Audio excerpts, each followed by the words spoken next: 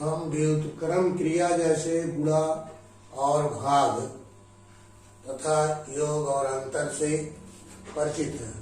हम इसके बारे में जानते हैं कि गुणा और भाग जैसे एक दूसरे के व्युत्क्रम हैं और योग और अंतर एक दूसरे के व्युत्क्रम हैं। इसी प्रकार समाकलन और अवकलन एक दूसरे के व्युत्क्रम होते हैं। अवकलन का व्युत्क्रम समाकलन होता है। अब इस चीज को समझने के लिए आगे हम बता रहे हैं। देखिए, माना fx का अवकल गुणांक कैपिटल Fx है। माना fx स्मॉल fx का अवकल गुणांक कैपिटल Fx है, अर्थात dy dx fx equal to capital Fx। तो fx का समाकलन, तो fx स्मॉल कैपिटल Fx का समाकलन स्मॉल fx होगा। इसे निम्न प्रकार लिखा जा सकता है। इंटीग्रेशन ऑफ या समाकलन का चिन्ह fx dx बराबर स्मॉल fx होता है। अब इसमें जो ये इंटीग्रेशन का चिन्ह है, f को समाकलन चिन्ह कहते हैं। इसको इंटीग्रेशन का जो चिन्ह लगाए हैं हम, इसको समाकलन का चिन्ह कहते हैं। समाकलन के चिन्ह के अंदर, इसके अंदर देखिए, इसके अंदर जो dx लिखा गया है, dx लिखने का मतलब है कि इस फलन को x के सापेक्ष समाकलन करना है। यदि हम कहीं इस तरीके से लिख देते हैं fx ऐसे अगर लिख देते हैं तो इसका कोई मतलब नहीं। जैसे हम लिखे हैं ठीक है, fx का कोई अर्थ नहीं है, मतलब इसको किसके सापेक्ष हम समाकलन कर रहे हैं इसका कोई मतलब नहीं है, लिखना चाहिए। अब देखिए, इसके कुछ एग्जाम्पल हम दे रहे हैं। जैसे देखिए dy dx sin x, तो dy dx sin x का मतलब अवकलन आप जानते हैं क्या होता है, cos x, और इसका समाकलन क्या हो जाएगा, integration of cos of x dx बराबर sin x। मतलब देखिए जस्ट उल्टा है, sin x का अवकलन cos x और cos x का समाकलन sin x। क्योंकि हम ऊपर बताया है कि अवकलन जो है और समाकलन एक दूसरे के व्युत्क्रम क्रियाएं हैं, समझ ना। इसी प्रकार देखिए e की पावर x का अवकलन अगर हम करते हैं तो e की पावर x होता है, तो इसका जस्ट उल्टा e की power x dx integration of e की पावर x dx बराबर होता है e की पावर x। और इसी प्रकार देखिए dy dx sec of x equal to sec of x tan of x होता है, तो sec x tan x का इंटीग्रेशन होगा sec ऑफ x होगा। और इसी प्रकार से dy dx x power n plus 1 बटे n प्लस 1 होता है 1 अपान n प्लस 1, क्योंकि कांस्टेंट हम बाहर कर लेते हैं, इंटू x पावर n का फार्मूला यहाँ लगाएंगे, n x n माइनस 1 होता है, तो n plus 1 x n plus 1 minus 1 बराबर हो जाएगा आपका x पावर n। इसका मतलब dy dx x power n plus 1 बटा n प्लस 1 का बराबर होता है x पावर n। तो इसका जस्ट उल्टा integration of x power n dx होता है x पावर n प्लस 1 बटा n प्लस 1, समझ ना। इसी प्रकार से कुछ अचर जैसे पद हो, किसी मतलब फंक्शन में उसमें अचर पद हो, तो उसका अवकलन या समाकलन हम कैसे करते हैं देखिए। तो देखिए dy dx sin x plus c, जैसे sin of x plus c, तो देखिए आप जानते हैं sin x का अवकलन cos ऑफ x होता है, और जो कांस्टेंट है कांस्टेंट का अवकलन 0 होता है, ठीक है। अब देखिए इसका जो है समाकलन क्या होगा cos x का, तो integration of cos of x dx होगा sin ऑफ x, क्योंकि यहाँ sin x लिखा है, sin of x plus c।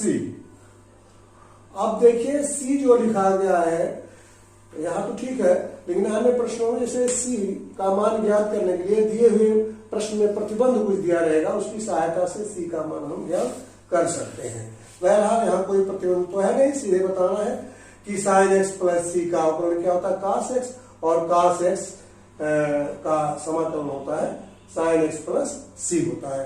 इसी प्रकार देखिए D by D x x square plus 2 जैसे है, मान लीजिए एक्स स्क्वायर प्लस 2, तो इसका जो है अवकलन हो जाएगा एन एक्स एन माइनस 1, तो 2x 2 माइनस 1 बराबर हो जाएगा 2x। अब इसी प्रकार से 2x का समाकलन क्या होगा, इंटीग्रेशन ऑफ 2x dx, तो हो जाएगा 2। अब यहां देखिए 2x लिखा है, x मतलब x पावर 1, तो 2x की पावर 1 प्लस 1 बटा n प्लस 1। और अब कांस्टेंट के लिए ज्ञात के लिए प्लस सी हम लिख देते हैं, समझ रहे हैं। यहाँ जैसे 2 लिखा है तो 2 हमें इसका इंटीग्रेशन अगर करना हो तो ये तो मालूम नहीं है इससे कांस्टेंट क्या है उसके आगे, तो हम कोई कांस्टेंट हम c लिख देते हैं प्लस c करके। अब देखिए इसको सरल करेंगे एक्स स्क्वायर प्लस सी, तो 2x का इंटीग्रेशन हुआ एक्स स्क्वायर प्लस सी, और इस c का मान प्रश्न में अगर कोई प्रतिबंध दिया गया है तो उसकी सहायता से c का मान ज्ञात कर लेते हैं। समाकलन ज्ञात करने के कुछ प्रारंभिक सूत्र हम यहाँ लिख रहे हैं, प्रारंभिक सूत्र जो कि अवकलन की सहायता से लिखे गए हैं, क्योंकि आप जानते हैं कि अवकलन जो है समाकलन अवकलन की विपरीत प्रक्रिया है। तो इसकी सहायता से यहाँ कुछ अवकलन और समाकलन के सूत्र हम बता रहे हैं। देखिए जैसे log ऑफ x का अवकलन होता है 1/x, तो इसका जो है व्युत्क्रम हो जाएगा इंटीग्रेशन ऑफ 1/x dx होता है log ऑफ x। देख रहे हैं जस्ट अपोजिट है, log ऑफ x का 1/x अवकलन है, 1/x का समाकलन log ऑफ x होगा। इसी प्रकार से D by D x E power x बराबर 1 पावर x यहाँ लिखा गया है, तो देखिए इसका व्युत्क्रम इसका जो है समाकलन हम लिखेंगे तो बराबर ये हो जाएगा, तो integration of e power x बराबर 1 पावर x हो जाएगा। ऐसे देखिए a की पावर x है, a की पावर x का जो है अवकलन D by D x a की पावर x होता है 1 power x log a base c होता है। तो इसका जो है समाकलन देखिए यहाँ a की पावर x का समाकलन, अब इसमें देखिए कांस्टेंट ही लिखा गया है, ठीक ना। तो चूंकि इसका समाकलन हम यहाँ से लिखेंगे 1 power x integration of 1 power x dx, तो हो जाएगा ये जो कांस्टेंट वाला इससे इधर भाग दे देंगे, तो 1 power x log a base c हो जाएगा बटे मतलब a की पावर x dx का समाकलन होगा a की पावर x बटे log of a base e हो जाएगा, समझ रहे ना। इसमें इधर जो कांस्टेंट था उससे भाग दे दिए हैं। और इसी प्रकार देखिए साइन एक्स का, हाँ देखिए इसी प्रकार से साइन एक्स है, साइन एक्स का अवकलन हम जानते हैं कास ऑफ एक्स होता है, तो कास एक्स का समाकलन क्या हो जाएगा, साइन एक्स हो जाएगा, कास एक्स का समाकलन साइन ऑफ एक्स हो जाएगा। और ऐसे अगर कास एक्स का अवकलन होता है माइनस साइन एक्स, तो साइन एक्स का समाकलन हो जाएगा माइनस कास से हो जाएगा, क्योंकि इधर माइनस है, माइनस पक्षांतर करेंगे तो इधर माइनस हो जाएगा, तो साइन का समाकलन हो जाएगा माइनस कास ऑफ एक्स हो जाएगा। ऐसे है tan x का अवकलन होता है sec स्क्वायर एक्स, तो sec स्क्वायर का समाकलन हो जाएगा tan ऑफ x। और cot ऑफ x है अगला, देखिए cot ऑफ x है, ऐसे cot ऑफ x का अवकलन होता है माइनस cosec स्क्वायर एक्स, तो cosec स्क्वायर एक्स dx होगा माइनस cot ऑफ x होगा। और इसी प्रकार से sec of x D by D x sec of x होगा sec x tan x, तो sec x tan x का integral of D sec x tan x dx बराबर हो जाएगा sec ऑफ x हो जाएगा। और cosec ऑफ x का अवकलन D by D x cosec of x हो जाएगा minus cosec x into cot of x, तो cosec x into cot of x का समाकलन हो जाएगा माइनस cosec ऑफ x। इसी प्रकार देखिए इनवर्स वाले कुछ फंक्शन दिए गए हैं, इनका अवकलन क्या होता है और इनका समाकलन क्या होता है। देखिए तो D by D x sine inverse x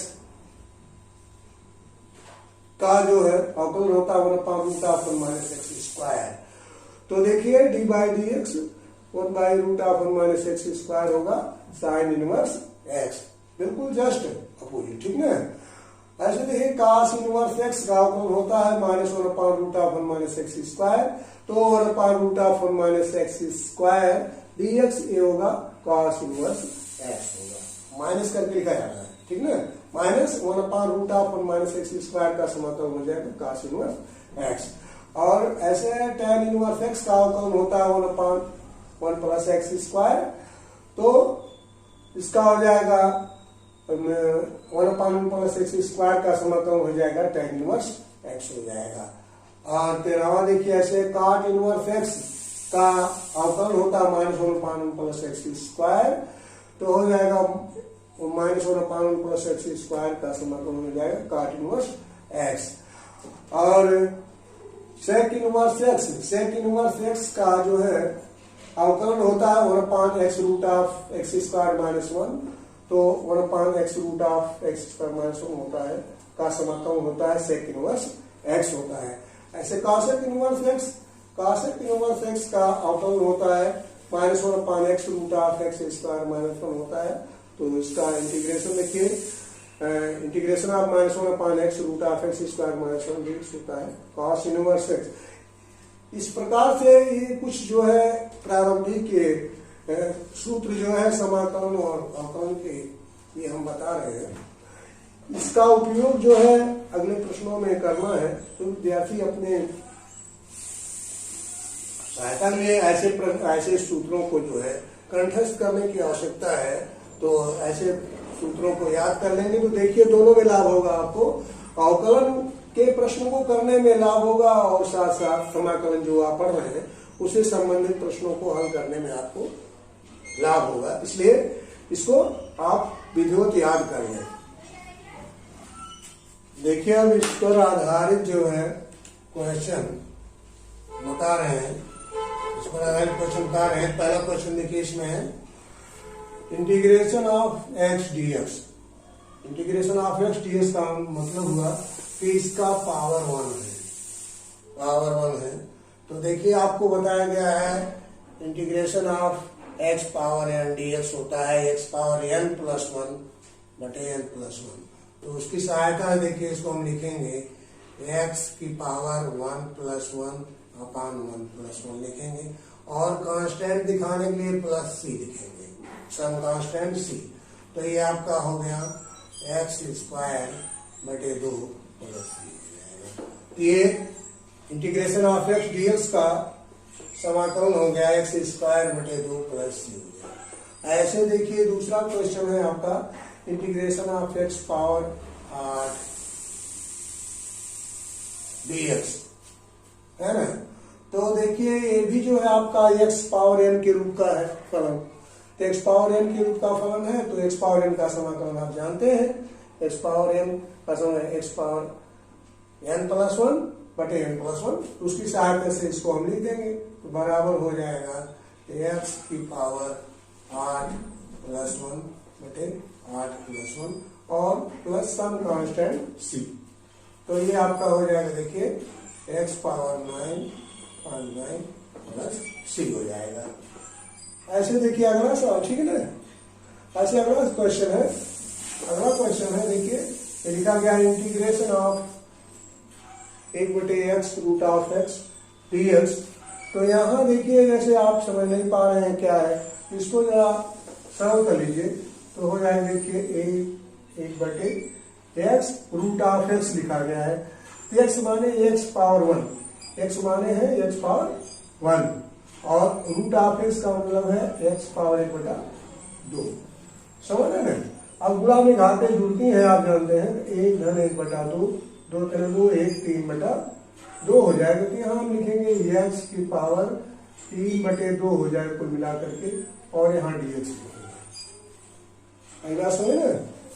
और अब इसके बाद देखिए इसको हम लिख सकते हैं x की पावर ऊपर अगर ले जाएंगे तो -3/2 dx हो जाएगा। अब देखिए ये आपका जो है x पावर n के रूप का फलन है, तो x पावर n का जो है सूत्र आप इसमें लगा दीजिए, तो इसमें हो जाएगा x पावर -3/2 प्लस 1 और -3/2 प्लस 1 हो जाएगा, और प्लस c हो जाएगा। आप देखिए इसको सरल कर लीजिए, क्या हो जाएगा 2 हो जाएगा, तो x की पावर -1/2 होगा, इसको सरल करेंगे। 2 -3 + 2 कितना हो जाएगा? -1/2 ही है, और बटे हो जाएगा -1/2 और प्लस c हो जाएगा। चाहे इसको ऊपर आप ले जाइए तो हो जाएगा क्या? -2 बटे, इसको नीचे आप लाएंगे तो √(x) हो जाएगा और प्लस c हो जाएगा। समझ रहे ना? ऐसे आपका देखिए अगला है 6वां सवाल है, आपको यहां बता रहे हैं। देखिए 6वां सवाल है कि इंटीग्रल ऑफ z की पावर -1/3 dz। सवाल ये है आपका z की पावर -1/3 dz है। तो देखिए आपको बताया गया कि इंटीग्रेशन के अंदर जो जैसे dx या dz या dy लिखा गया है, इसका मतलब आपको पहले शुरू में हम बताए हैं। इसका मतलब है कि जैसे dz लिखा गया है तो दिए गए फलन को z के सापेक्ष समाकलन करना है। आपको हम बताए थे dx का मतलब था कि x के सापेक्ष समाकलन करना, ठीक ना? तो यहाँ dz लिखा है तो z के सापेक्ष इसको समाकलन करना है। तो देखिए लिखा गया इंटीग्रेशन ऑफ z की पावर -1/3 dz। तो ये जो है x पावर n के रूप का फलन है, x पावर n का फार्मूला अप्लाई करेंगे इसमें। तो हो जाएगा z की पावर हो जाएगा -1/2 + 1 बटे, अरे माइनस हो रहा है, चल नहीं रहा है।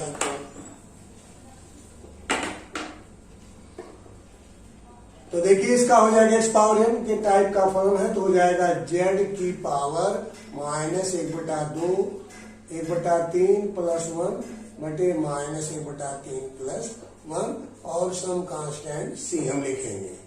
ठीक है, इसको सरल कर लीजिए तो हो जाएगा z की पावर, देखिए 3 हो जाएगा, 3 में से 1 गए 2, तो हो जाएगा 2/3 हो जाएगा और बटे 2/3 हो जाएगा प्लस c हो जाएगा। समझ रहे ना? और इसको लिख सकते हैं, देखिए 3/2 z की पावर 2/3 और प्लस c लिख सकते हैं। तो इस प्रकार से z की पावर -1/3 का समाकलन हुआ ये आपका 3/2 z की पावर 2/3 प्लस c। और इसी प्रकार से अगला सवाल आपका है, देखिए इंटीग्रेशन ऑफ 2 की पावर x dx।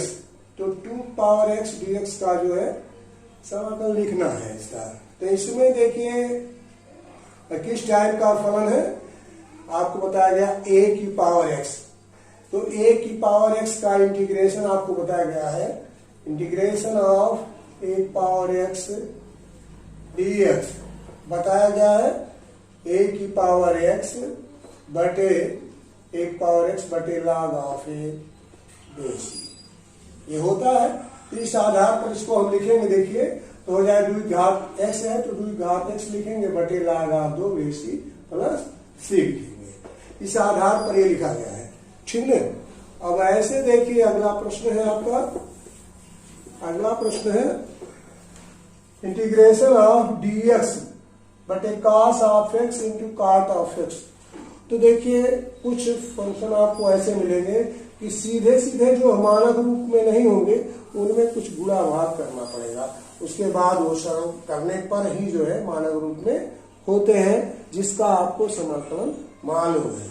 तो इसमें देखिए हम क्या कर सकते हैं, इसको सरल करिए तो इंटीग्रल ऑफ 1/cos है, तो इसको हम लिख सकते हैं 1/cos sec ऑफ x लिख सकते हैं, sec ऑफ x लिख सकते हैं, और 1/cot को लिख सकते हैं tan ऑफ x लिख सकते हैं और dx लिख सकते हैं।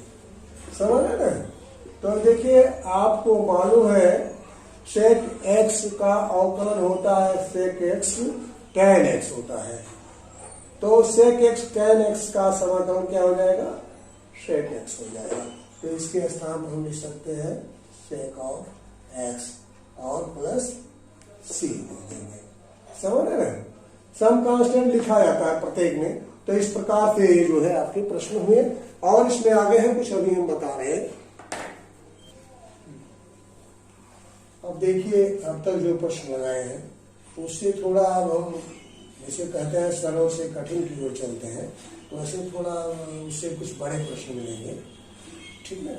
जैसे किसी फलन में एक या एक से अधिक फलन होते थे अवकलन में, तो उसमें आप क्या करते थे, प्रत्येक पद का अलग अलग अवकलन करते थे। या तो यहाँ भी समाकलन में भी वही हाल है, जैसे एक से अधिक पद है तो प्रत्येक पद का अलग अलग हम समाकलन करेंगे। और किसी फलन के साथ अगर कोई कांस्टेंट है तो उसको हम बाहर कर लेते हैं, जो चर राशि होती है उसका हम समाकलन करते हैं। तो इसी का अनुप्रयोग इसमें है। देखिए, तो इसमें देखिए एक से अधिक फलन दिया गया है, इसमें प्रत्येक पद का अलग अलग हम समाकलन करेंगे। तो देखिए जैसे यह है integral of x power 6 dx हो गया, minus integral of 1/x dx हो जाएगा, plus integral of e power x dx हो जाएगा, प्लस अब देखिए यहाँ 3 लिखा है तो ये कांस्टेंट ही, इसको बाहर हम कर लेंगे, इंटीग्रल ऑफ dx ऐसे, समझ रहे ना। अब देखिए ये x पावर n के रूप का है फंक्शन, तो इसको हम लिखेंगे x पावर 6 + 1 बटे 6 + 1, वही सूत्र लगाएंगे x पावर n वाला, माइनस देखिए 1/x है, इंटीग्रल ऑफ 1/x, इसका क्या होगा, देखिए log x का अवकलन होता है 1/x का समाकलन क्या हो जाएगा, log ऑफ x हो जाएगा, और प्लस e पावर x का समाकलन होता है e पावर x होता है, और प्लस फिर यहाँ इंटीग्रल ऑफ dx लिखा गया है, जरा इसको ध्यान दीजिए, इंटीग्रल ऑफ dx माने यहाँ 1 है, तो 1 का समाकलन क्या होगा ये जानना है। 1 कैसे होता है आप जान लीजिए, जैसे x पावर 0 या किसी संख्या की घात अगर 0 है तो उसका मान 1 होता है, तो यहाँ x से हमें मतलब है, क्योंकि dx x के सापेक्ष समाकलन करना है, यहाँ अगर हम कुछ नहीं समझ पा रहे हैं तो यहाँ लिख लेंगे x की पावर 0 लिख लेंगे, x पावर 0 का मान मतलब 1 है, तो इसका देखिए समाकलन क्या हो जाएगा, x की पावर 0 + 1, क्योंकि x पावर n टाइप का फलन मिल गया, तो 0 + 1 बटे 0 + 1 हो जाएगा, और प्लस हम क्या लिखेंगे, सम कांस्टेंट c, और इसी सरल कर लीजिए तो हो जाएगा, देखिए 1/7 x power 7 minus log of x plus e power x plus 3 क्या हो जाएगा 3, देखिए 0 + 1 मतलब x पावर 1 मतलब x हो जाएगा, और बटे 1 हो जाएगा, तो 1 चाहे लिखिए ना लिखिए, और प्लस c। तो इस प्रकार से इसका जो है ये समाकलन हुआ। और इसी प्रकार से अगला देखिए, अगला प्रश्न जैसे ये है, तो इसमें देखिए ठीक है ना, इसमें कोई दिक्कत नहीं है। तो आगे देखिए अगला है इसी प्रकार से, देखिए x² + bx + c dx का जो है समाकलन करना है, तो इसमें भी एक से अधिक पद जो दिए गए हैं, तो इसमें देखिए इसको हम क्या करेंगे, अलग अलग लिख लेंगे। तो पहला पद है ax², a कांस्टेंट है, a को बाहर हम कर लेंगे, और इंटीग्रल ऑफ x² dx लिखेंगे, फिर प्लस b बाहर कर लेंगे, इंटीग्रल ऑफ x dx लिखेंगे, और प्लस c कांस्टेंट है तो इसको बाहर कर लेंगे, हो गया। और ये जो है x² है, मतलब x पावर n के रूप का फंक्शन है, तो इसका जो है समाकलन हो जाएगा क्या, x पावर 2 + 1 बटे 2 + 1 हो जाएगा, प्लस b है, यहाँ x है, x माने x पावर 1, तो हो जाएगा x पावर 1 + 1 बटे 1 + 1 हो जाएगा, और ऐसे यहाँ है प्लस c है, और इंटीग्रल ऑफ dx, देखिए अभी पहले वाले प्रश्न में आपको हम बताए हैं, इंटीग्रल ऑफ dx क्या हो जाएगा, x हो जाएगा, तो यहाँ जो है इसका हम x लिखेंगे, और प्लस सम कांस्टेंट c लिखेंगे। इसी को सरल कर लीजिए, देखिए a और ये हो जाएगा x³ बटा 3 हो जाएगा, और प्लस b x² बटा 2 हो जाएगा, प्लस cx हो जाएगा, प्लस c होगा, और यही आपका आंसर हो जाएगा, ठीक है। ऐसे है अगला प्रश्न देखिए, चौथा देखिए हम बता रहे हैं integral of tan² x dx, तो tan² का जो है आपको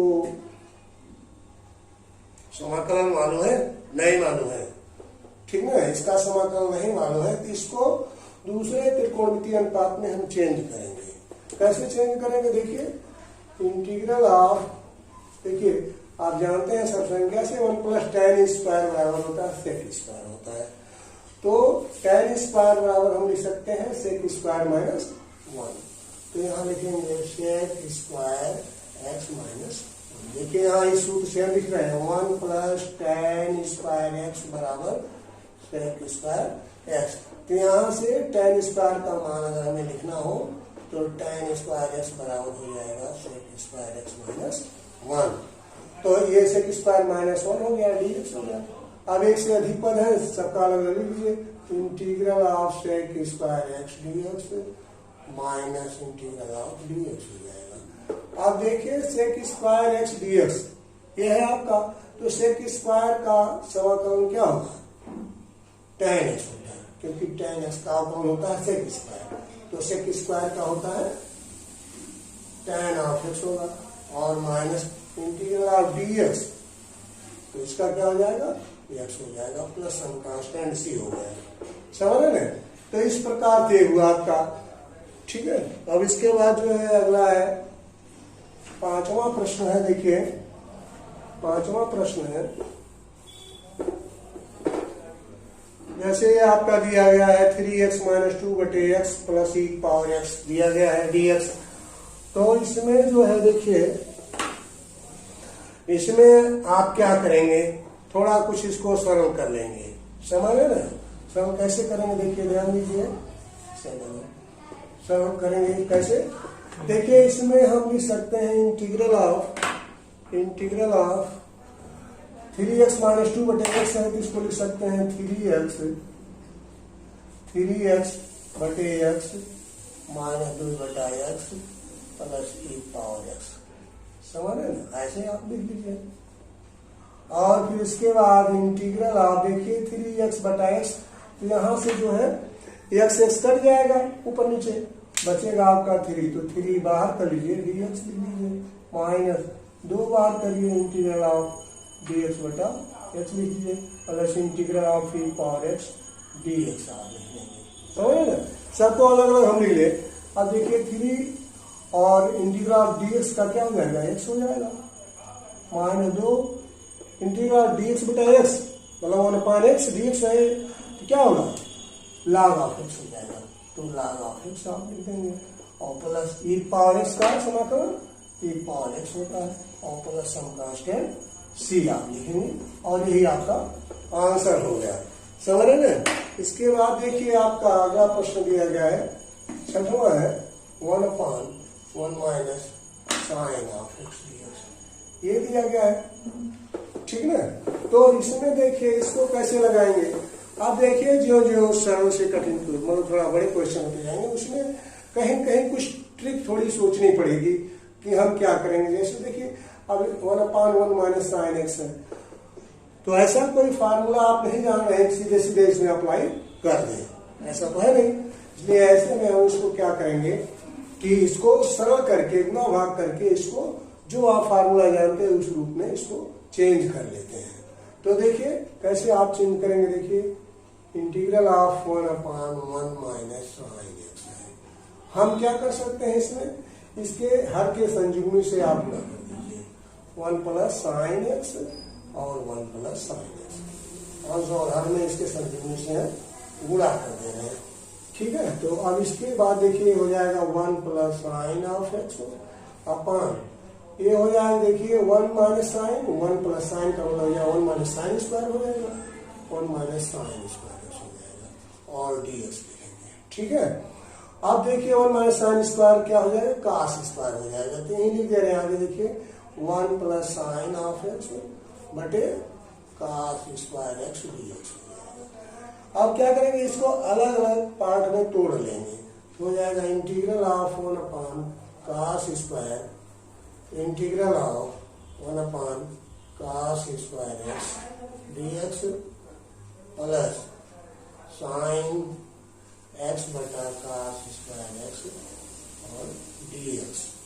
तो देखिए इसको लिख सकते हैं 1 कास स्क्वायर को हो जाएगा sec स्क्वायर x dx, और इसको क्या लिख सकते हैं, इंटीग्रल ऑफ, देखिए साइन बटे कास हो जाएगा tan x, और 1 बटे कास बच रहा है तो इसको हम लिख देंगे sec ऑफ x और dx हो जाएगा।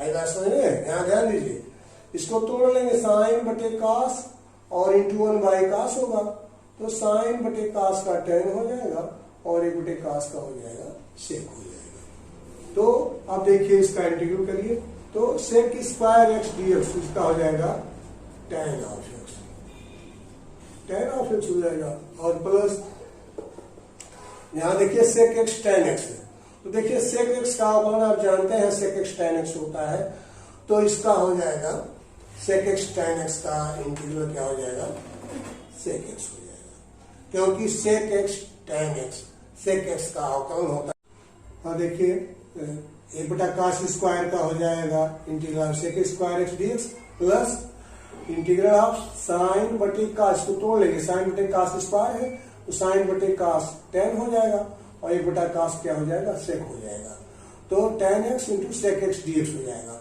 अब देखिए sec स्क्वायर x dx का समाकलन हो जाएगा tan ऑफ x होता है, प्लस यहाँ sec x tan x है तो sec x का अवकलन होता है sec x tan x, तो इसका समाकलन हो जाएगा sec x और प्लस सम कांस्टेंट c, और इस प्रकार से ये जो है आपका आंसर हुआ।